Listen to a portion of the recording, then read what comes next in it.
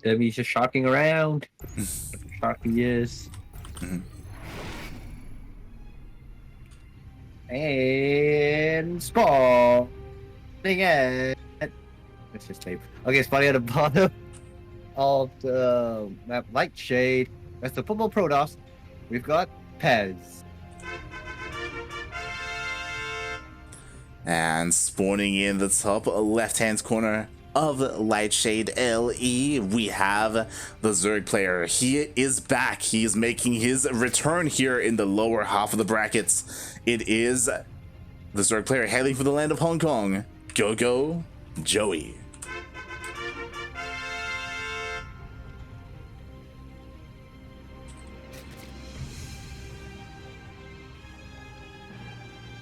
Oh my god, he's going for a hatch first. Right, it's not Mia, so makes sense. Yeah. Yeah. I was like, are you okay? We are now casting GogojOey. True. Yeah. Though I would say hatch first isn't really common in PvZ, right? Normally you see like pull first. Yeah, interesting. It's an interesting change of pace here as GogojOey is going for a pretty standard opening, going for hatch, gas, pool. No early game aggression, everything is pretty normal, and I'm sure Pezz is very grateful of that. Pezz just wants to get into his normal game. He doesn't want any of this like Ling Bane all-ins from me and Micah. He's had enough. For sure. Everybody wants to play like a pretty standard like macro game. No one likes something like that. Once in a while it's nice to watch, but it's not nice to play against. It's very stressful, I can imagine. Oh boy. So knowing GogojOey, what do you think he's gonna? What's his plan here? Roaches, a Ling Bane roach. That's what I'm calling. As I believe in Hydra Lurker. Oh, okay. As I believe a couple of months ago, GogojOey, he was kind of known in this matchup specifically to go Ling Bane Roach and not even to go for like early timings, so just kind of play it out. But we'll see if he's like changed his mindset in this matchup and if he's a little bit more aggressive, if he goes for Spire play. More importantly, especially in the current meta, it's on him to react to what his opponent is doing. As Pezz, it looks like he's opting to go for some glaives. I mean, he has been a staple of his PvZ so far. Like every game he goes for Glaive Adepts. More or less. The only variation is that whether he opens up with Stargate. Yeah, we'll see what variants he decides to go for here, as he has a Stalker that's going to be here to deny scouting information. So GogojOey is going to be in the dark for a little bit, and there it is. It's going to be Adepts.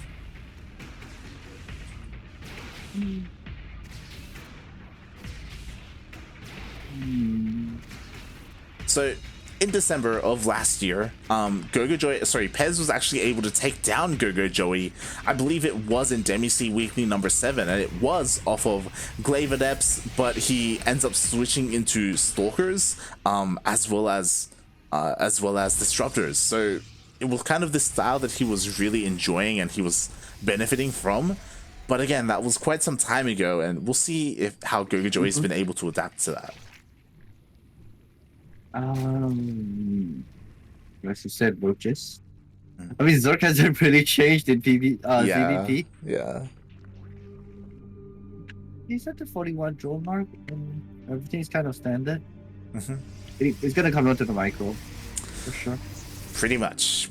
We've seen this dance many times. We got Glaive Adepts coming across the map. Meanwhile, GogojOey, he's gonna have to follow the shades with the Lings. He's gonna slowly work on his roaches. Unlike some of the other Zerg players, he has opted not to get a defensive spine at the third. It's a thing? I mean, me and Micah threw down a defensive spine at the third, if you recall. It's not as bad. No. He's not as a... True. Oh. Okay. Neither of them are actually trying to over-engage. They're just sitting back and all that. I feel like Pezz got the timer though. Yeah. invested so much on the adepts. He gets pushed away. Meanwhile, thankfully, he doesn't commit to the shade. The Lings were ready and waiting for him, and he gets pushed back.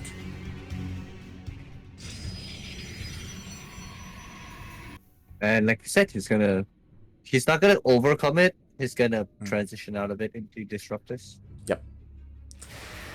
This is the go-to Pezz style of play, and he can deal a lot of damage with that. He's actually pulling apart GogojOey a little bit as the adepts are getting into the main. Oh, he's not. Wait, the other. What about the other adepts? Did they shaded? Nope. They're just chilling. They're chilling there. Yep. They're just chilling. Nope. Pretty much, they're just hanging out. So once again, Pezz, he's very conservative with his adepts, and that is, again, he doesn't want to lose the Warp Prism. If he loses the Warp Prism, that just shuts down the entire follow-up, because he is working on the disruptors, and there it is, Warp Prism speed on the way as well.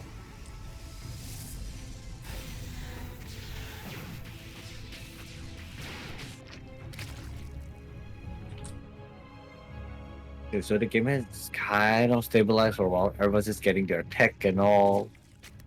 And funnily though, GogojOey's not getting a fourth yet. Okay, so he confirms the third base timing. Oh, he's actually committing with his Lings. Is he gonna get how many? Okay. I would say that wasn't a very good call. Yeah, oh my god. Oh no. Yeah, but Adepts kind of scale off in a late game, right? So like he has a lot of Adepts right now. Yeah, adepts aren't ideal later on, but so far they're doing a decent job at buffering. Here we go, the disruptors. No, Claire, Ares, no.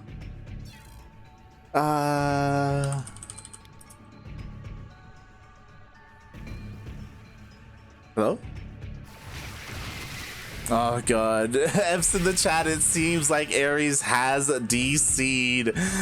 We were warning him about it, god damn it, as...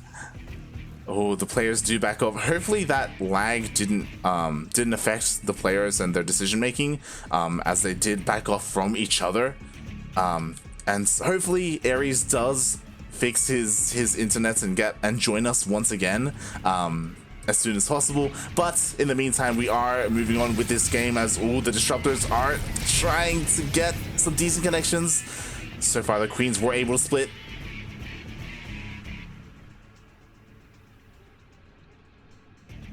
As GogojOey is expanding, he is working on getting his fourth base, at the same time trying to deny this third. Oh, nice reaction there though from Pezz. He was able to pull away the pros, but the adepts get surrounded.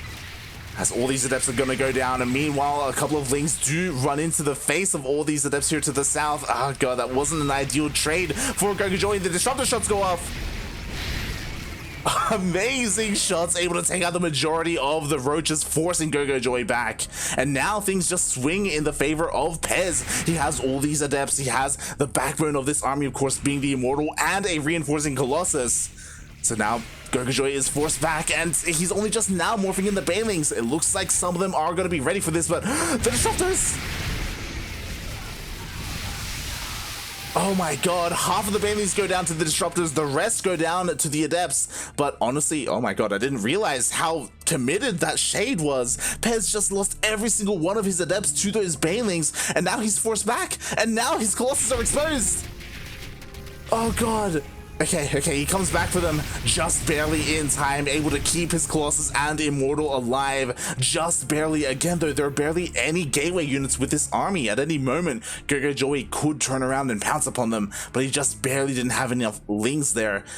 Here we go, he is reinforcing. Meanwhile, Pezz is doing whatever he can to keep GogojOey at home. He has his Warp Prism active out on the map, just, again, keeping GogojOey busy while he is expanding, you know, fortifying his third base location, making sure his defense is defended and secure.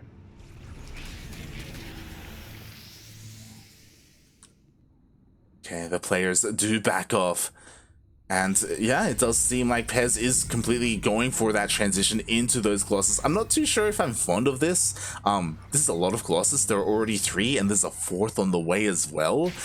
To be fair, Colossus, they are a pretty steady amount of AoE damage to deal with the Lings and the Banes. So I guess because of GogojOey's composition, it will do well for him. But at a certain point, like, you want to diversify your composition a little bit more. I believe there is like some kind of diminishing returns with the amount of Colossus that you have. So we'll see if Pezz stops or if he just continues to pump out more Colossus as he's pushing further north here, pushing into creep. He has to be careful not to get surrounded. GogojOey is getting set up. Oh, I say getting set up. He doesn't have enough banelings right now. Baits out a couple of disruptor shots to whiff, don't get any damage. Meanwhile, there was a bit of a baneling run by 7 probes go down. And GogojOey, now the banelings have finished up. He's ready to surround and just collapse on the army of Pezz. Biles do land nicely done, taking out a lot of the shields of the Colossus. Meanwhile, we have a straight Colossus gets caught. Oh god, not just that, but GogojOey, he's getting ready to surround the army. And the War Prism is just so vulnerable to be filed down, but it looks like GogojOey does back off. He's not feeling confident enough to try and go for the surround. Oh, the Biles do land. One of the disruptors does get sniped. That was actually the insane Bile there by GogojOey. Unfortunately, Pezz wasn't paying attention. He ran into it. And with that, he's down into 1 disruptor, and it's so close to being sniped. Barely any health remaining on it. As GogojOey is getting ready once again, a massive surround. We got banelings coming in from behind as well. Oh my god, Disruptor does hit, but so do the banelings. The majority of Pezz's army goes down. The Colossus goes down. Oh, there's barely anything left from GogojOey, but it looks like it's enough. GG gets called. GG? Internet? GG. GogojOey takes game number 1. Are you okay, Claire? Beat Singapore. I'm kind of pissed off. Was it your internet or was it your PC? I don't know. I couldn't log in for a while. Feels bad, man. Feels bad. Are you back? Are you back with me? I'm always with you. Oh god. Look, I'm just saying that after this tournament, you need to restart your PC, okay? Maybe I should let it shut down for a second. Let it cool down and all. Always online. Oof. But yeah, that was a pretty intense PvZ. It's a shame that you missed out on it, but it was very, very intense, especially towards the end. Yeah, GogojOey, every single time he just barely had enough banelings to hold on. Meanwhile, Pezz, things really swung in GogojOey's favor when Pezz, I feel like, accidentally committed to a shade, and he lost all of his adepts. Like, he committed to a shade on top of banelings, and in an instant, he lost all his adepts, and he didn't have anything to protect his Colossus or his disruptors. Oh, when was that? It wasn't when I disconnected, right? No. It was after. Okay. Yikes. All right. Now, spawning at the bottom is the purple Protoss. Playing for Mind Freak, we've got Pezz. And spawning in the top right-hand corner of Pillars of Gold LE, we have the Blue Zerg player hailing from the land of Hong Kong, currently up 1-0 in this best of 3 series. It is GogojOey.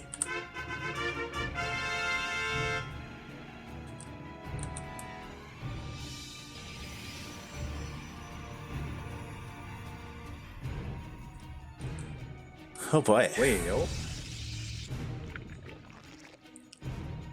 That sounded intense. I was listening to you casting and I was like, what's going on?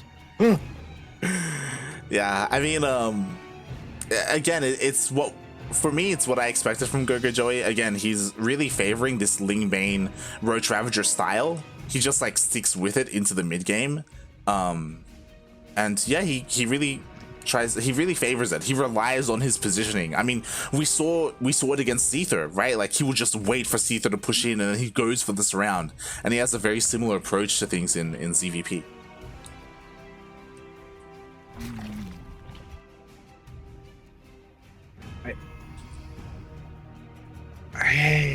I'm still kind of tilted from my internet. It's okay. No, you had to be at that point. I was watching. I was like, it's okay. Well, see from here. Do you think Pezz is gonna go for Stargate into Adepts this time? I hope so. If you remember the last game, he just went straight Twilight Council into Adepts. I would like it if he goes Stargate first this time, especially on a map like Pillars of Gold. I think there's potential there. Yeah, because it's like a big map, and you can kind of potentially hunt for overlords. There's a lot of places where overlords are normally hidden. Yeah, part of me also wishes that Pezz was more like willing to embrace the new meta a little bit more and go like Stargate into a bunch of Void Rays into like Charged Archon or Charge and Storm. Like that's what we see a lot from like the European Protosses and the Korean Protosses. Feels like Pezz is a little bit stuck in his ways with this. He has like this one go-to build in this matchup, and that's really what he prefers to do. I feel like something that he's maybe lacking or missing a little bit is a little bit more like variance in his builds to whip out in a best of. And for sure, like it's kind of been the same. Like his opening is more or less the same. Like Twilight, and then Robo, and then we'll see Grave Adepts. Yeah. I mean, it's always been working for him, so it's not that bad. It really has been refined to a point where, I would say it allows him to survive all the way to the mid game, and sometimes it goes to the late game, adapts into disruptors. Yeah, and to be fair, there are players like that. Like Zest is maybe one of the most famous Protoss players who, like, what he does is he just refines his build, and then that's just what he does. He just does it every single time. He doesn't really need to mix things up too much. And he does it to great effect, right? So you can do so, and we'll see if Pezz can do it here in game 2. Yep. We shall see. Oh, Joey is just going for the same thing again. 21 drones, Roche Warren. It's gonna be a repeat. Yeah, so far it's all the same. Ooh, there is a bit of a difference. This time Pezz is throwing down his Robotics Bay a lot faster. He has learned from the previous game that his adepts won't really be able to do that much. So he's just like, screw it, I'm just gonna go and see what I can do, and just pull back if I have to. Yeah. This is, again, I like this from Pezz. He's very accepting of the fact that, okay, these adepts aren't going to deal a lot of damage. That's fine. I'm just going to cause you to react in the same way, and I'm just going to try and transition as fast as possible. I gotta say, his Warp Prism Micro has been really on point. Like throughout all the games, the control has been there. Oh yeah, definitely. As we do see, he hasn't really lost any of his adepts. Meanwhile, he does shade in to try and shave off a couple of drones, but in the end does only manage to get one. Okay. Wait, did he get the Warp Prism speed the last game? Yes. I was just testing you. Okay, good. You remembered. Very good. Yeah, it's part of his build. You know, he goes Disruptors, Warp Prism Speed, and then he drops them balls all over his Zerg opponent. Oh. Wait, he just biled his own Overlord, yes. Yeah, I don't know what. Maybe GogojOey was seeing things and he thought the Overseer was there, the Observer was there, but it's not the case. Uh-oh. These Ravagers are gonna go down. Oh no. He's gonna catch it. Wow. Oh, they just melt. But at the same time, he's gonna lose all the roaches too. Okay, Pezz, pretty okay. He's gonna be safe for the next attack. Yeah, he killed 2 Ravagers and cleaned up all the Roaches, and there's a decent amount of Adepts as well, so Pezz is just looking to go across the map with his army. Meanwhile, what is there to defend? The Baneling Nest isn't done, Roach Speed isn't done, he's just got slow Roaches and a bunch of Lings. It's gonna be all about the Disruptor shots. He's gonna make it. Okay, there's a lot of Adepts.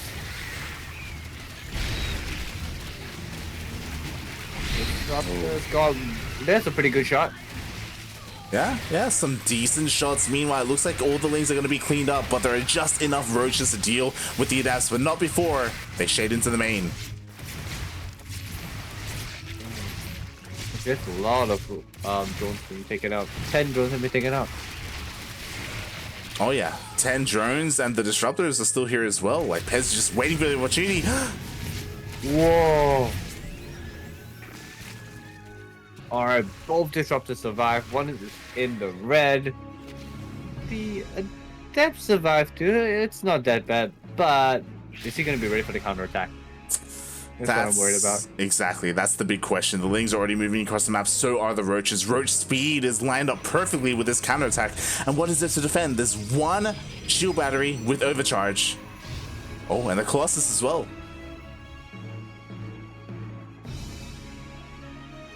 and should be safe. Yeah, and that's enough to cause GogojOey to just go back home. Well, those Disruptors have been pretty good. Oh yeah, definitely. Like, they're still alive, you know, they've gotten enough to pay for themselves, and they're gonna get so much more. So really nice control there by Pezz. He was able to survive the counterattack as GogojOey just noped out of there and turned around halfway.